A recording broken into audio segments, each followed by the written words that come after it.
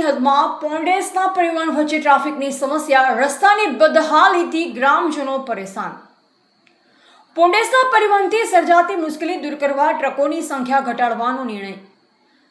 સોનગઢ પંથકના વાગદા, ઘોડા જૂથ સહિત આસપાસના 10થી વધુ ગ્રામ લોકોને GSECL તથા થર્મલ પાવર સ્ટેશન વિસ્તારમાં પોંડેસના પરિવહન કારણે સર્જાતી ટ્રાફિક સમસ્યાઓનો સામનો કરવો પડી રહ્યો છે। ખાસ કરી સવારના સમયે ભારે વાહનોની અવરજવર વધતા સ્થાનિક વાહન ચાલકો, વિદ્યાર્થીઓ અને નોકરિયાતોને ભારે હાલાકી ભોગવવી પડી રહી છે।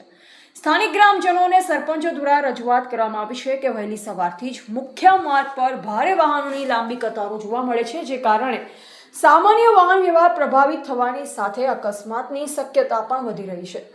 માર્ગ પર કરવામાં આવેલી ટ્રાફિક વ્યવસ્થા અને બેરિકેડિંગને કારણે પણ વાહન ચાલકોને મુશ્કેલી પડતી હોવાની રજૂઆતો કરવામાં આવી છે। સ્થાનિક સરપંચો જેસનીબેન ગામિત અને દિનેશભાઈ ગામિત દ્વારા સમગ્ર મામલે સંબંધિત અધિકારીઓ સમક્ષ વારંવાર રજૂઆત કરવામાં આવી હોવાનું જણાવાયું છે।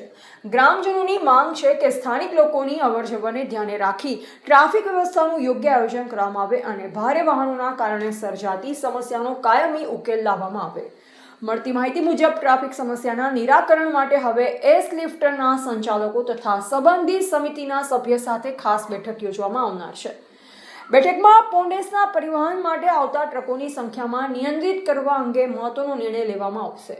હાલમાં દરરોજ અંદાજે 250 થી 300 જેટલા ટ્રકોની અવરજવર થતી હોવાનું જણાવાયું છે।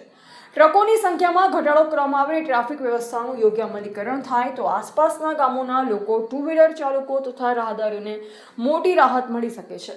હવે બેઠકમાં લેવાતા નિર્ણયનો કડક અમલ થાય અને સ્થાનિક લોકોની સમસ્યાનું કાયમી નિરાકરણ આવે છે કે નહીં તેના પર સૌની નજર રહેશે। રિપોર્ટર નરેશ ડી વ્યાસ, બનાસની પુકાર, સમાચાર ગુજરાત।